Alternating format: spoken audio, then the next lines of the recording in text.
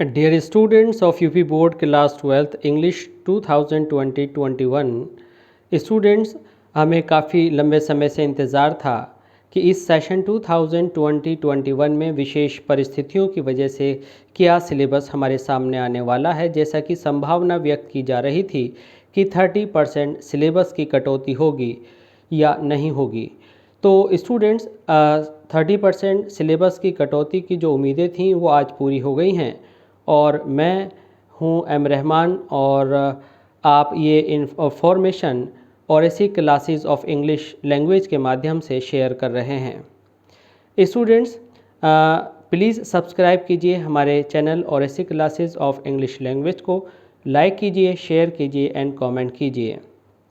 Students, latest reduced syllabus UP board 2020-21 class 12 English आज आपके सामने है और इस सिलेबस के आधार पर हम आपको बताने जा रहे हैं कि हमारा क्वेश्चन पेपर पैटर्न 2020-21 कैसा होगा।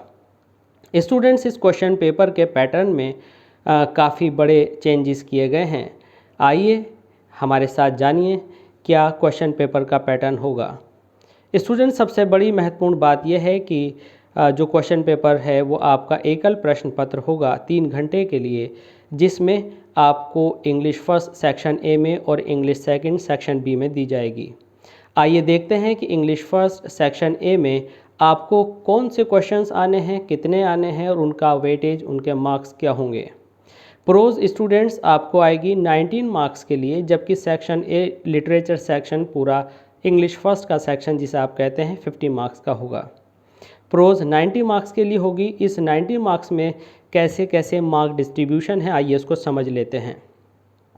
एक्सप्लेनेशन प्रोज से एक आएगी आपको with reference to the context के लिए, और आपको एक पैराग्राफ चुनना है और उसको एक्सप्लेन करना है 10 मार्क्स के लिए।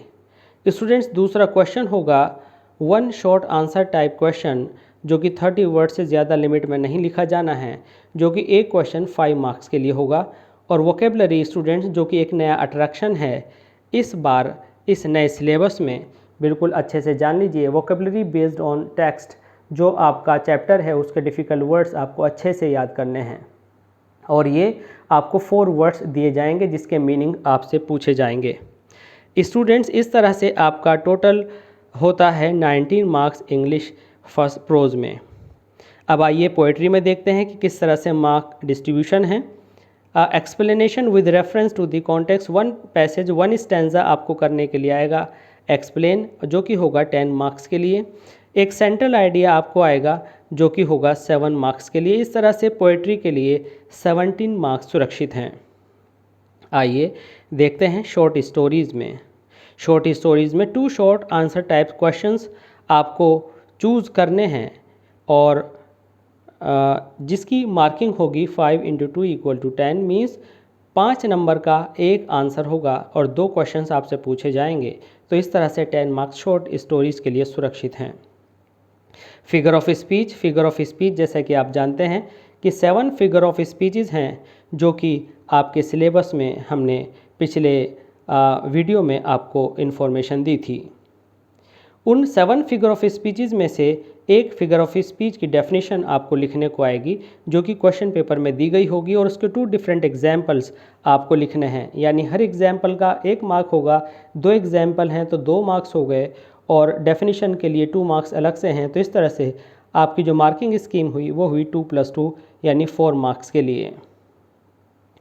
स्टूडेंट्स, तो ये हुआ हमारा सेक्शन ए इंग्लिश मार्क्स के लिए पूरा और सेक्शन ए लिटरेचर के लिए पूरा। अब सेक्शन बी इंग्लिश ग्रामर के लिए देखते हैं कि क्या क्या क्वेश्चंस हमारे को फेस करने हैं। जनरल इंग्लिश ग्रामर के अंतर्गत आपको 4 क्वेश्चंस आएंगे। पहले क्वेश्चन में डायरेक्ट इनडायरेक्ट नरेशन आएंगी और एनी वन आपको चूज़ करना है 2 मार्क्स के लिए।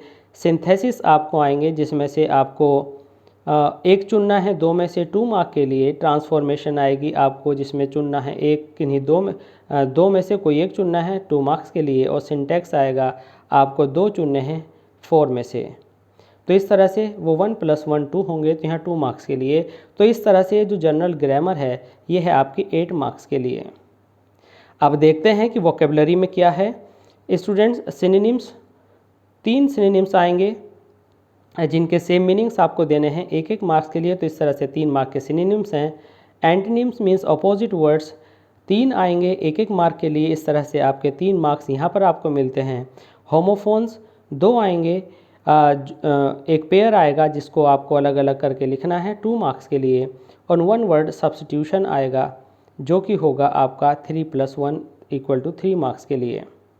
स्टूडेंट्स इसके बाद इडियम्स एंड फ्रेजेस आपको आएंगे, 3 आएंगे 1-1 मार्क के लिए जिनको आपने अपने सेंटेंस में यूज़ करना होता है।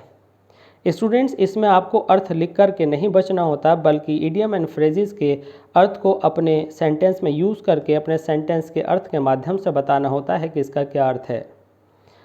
इस तरह से आपकी वोकेबलरी 14 मार्क्स मेंटेन करती है।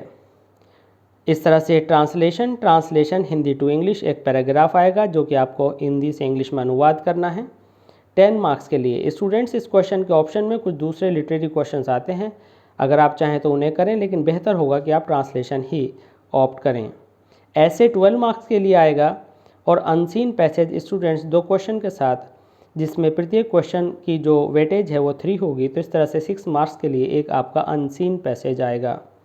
तो स्टूडेंट्स इस तरह से आपने जाना कि क्या आपके क्वेश्चन पेपर का पैटर्न होगा UP board examination class 12 English 2020-21 के लिए। आई होप स्टूडेंट्स ये इन्फॉर्मेशन आपके लिए बहुत महत्वपूर्ण होने वाली है और आप इसका पूरा लाभ उठाएंगे।